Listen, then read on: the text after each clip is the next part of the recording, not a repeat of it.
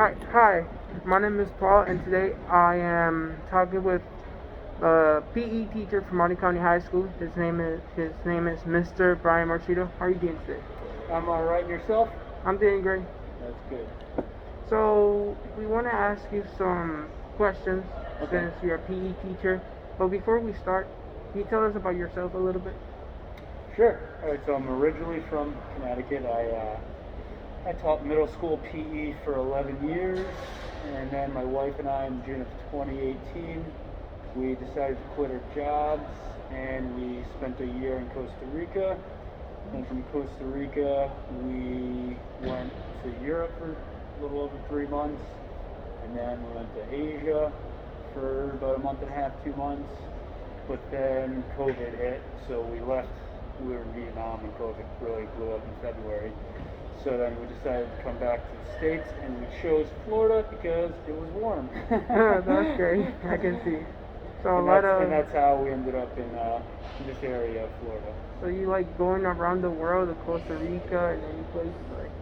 Yeah, we felt like we first of all we met in Turkey. We were both in Turkey by ourselves. We met in Turkey, so we were both already really into like traveling and stuff.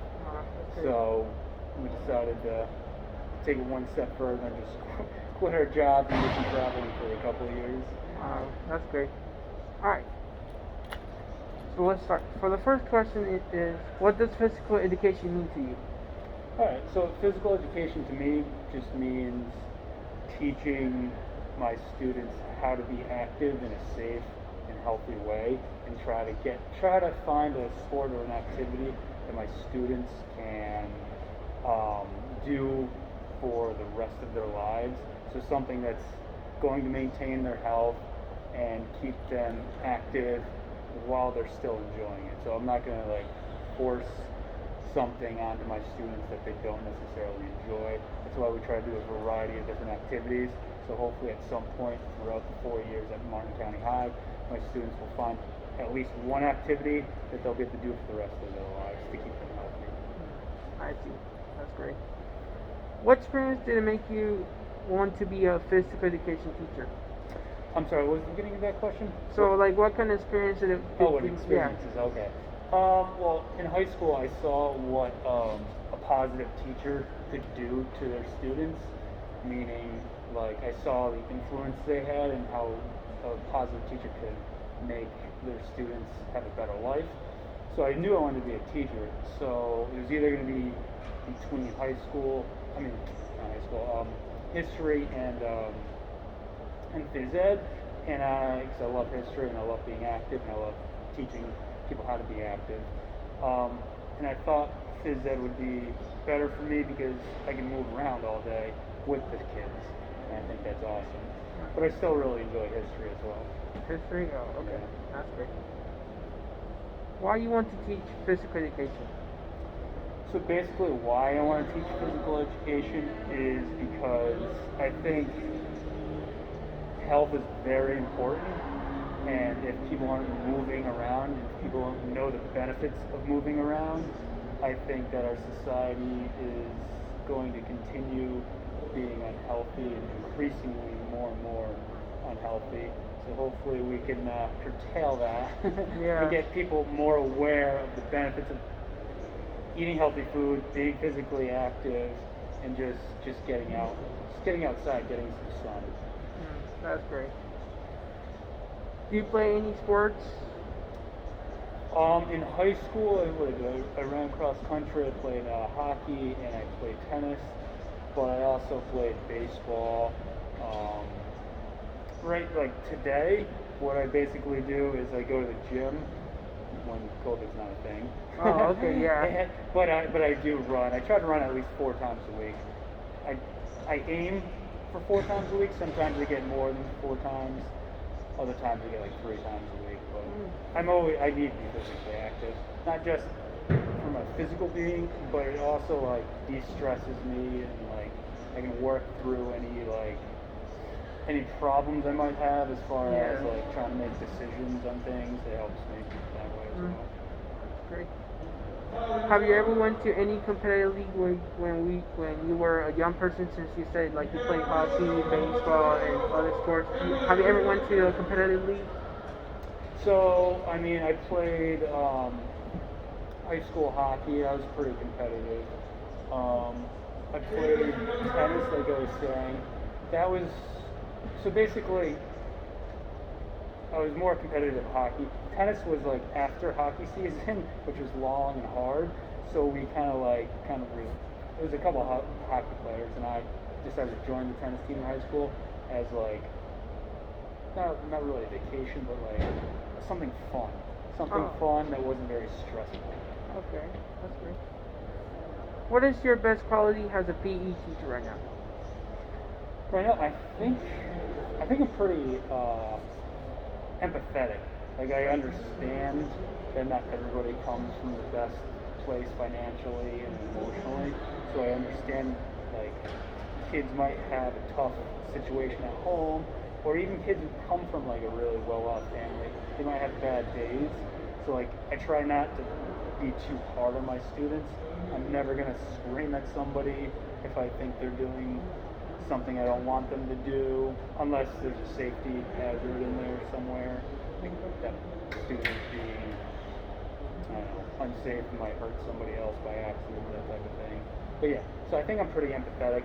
I try to give people the benefit of the doubt, and I can connect with them that way. Okay. What task do you find most difficult as a teacher, as a PE teacher? Um, that's a good question. So, as a teacher, I guess as a PE teacher, like trying to be firm, but also not too strict. Like you need to keep everything in perspective. Like everybody should be following the rules at all times, but you need to understand that there are certain situations where a rule might not be followed and you can't make a huge deal out of it. That type of thing. What are the top three favorite exercise that you love doing? Ooh, that's a really good question. Jogging is definitely one of them. Um, push-ups, and let's see, what's the third? It's a tough one. I gotta narrow it down. There's always air squats, but that shouldn't be the top three. I'm gonna go with abs, like either uh, crunches or sit-ups, something to do with the abs. All right, it's going to be the top. The third one is going to be planks. So Foot. push-ups, Okay. jogging, and planks. Plank. That's what it is. Okay. Okay. All right. So after school, you said. Well, I'm gonna say after school. Do you go to a gym to train? I don't right now because of COVID. Every once in a while, there's some workout equipment behind the bleachers. I try to hit that up at least twice a week. Oh, okay. But they're like really old. Oh, okay. But it's just I need some like weights. I do push-ups every morning and everything, but I need some weights. But I try to jog as many days as I can after school if it's not too dark out by the time I get home. All right. That's great. What are some exercises you recommend for people that are stuck at home and don't have anything to do during the pandemic? Oh, that's a great question. Definitely push-ups, definitely planks. You can go with air squats. You can even do curls. Coach Voss and I were talking about how people can do curls at home. All right. They can just get some like soup cans or peanut butter jars or something. What I did when I was in Costa Rica, because we're on the beach and we have access to a gym or anything, but there were like big, I don't know, 60-foot bamboo stalks. Yeah. So I cut a couple of those down, cut them into like 6-foot sections, and put cinder blocks in either side, and turned it into a little weight set. So I don't know if you have any bamboo at home, you can do that. You can do that. But yeah, any body weight exercises are good. Like I said, push-ups, air squats. You can do curls with anything. You can also have modified push-ups, so you can hit like your upper chest and even your shoulders a bit. Yeah, push-ups is the main one, I think. Okay. That's a good recommendation. All right. So for this question is mental health. Okay. Mental health has been a problem for middle school and high school this last few years, and still today numbers go up. How do you feel as a PE teacher seeing that record?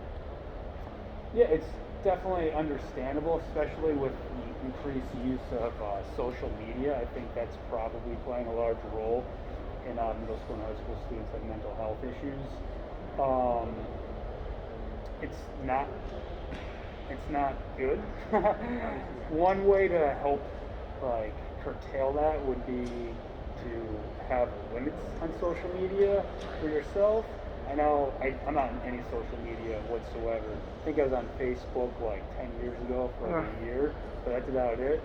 Um, I mean, you need to talk to somebody. Have either a friend, a family member, a teacher. I know all four of us in the PE department, all four PE teachers would love to talk with any of the students if anybody ever wanted to talk about anything. But yeah, so basically curtail so your social media usage and try to talk to people in person. That's great.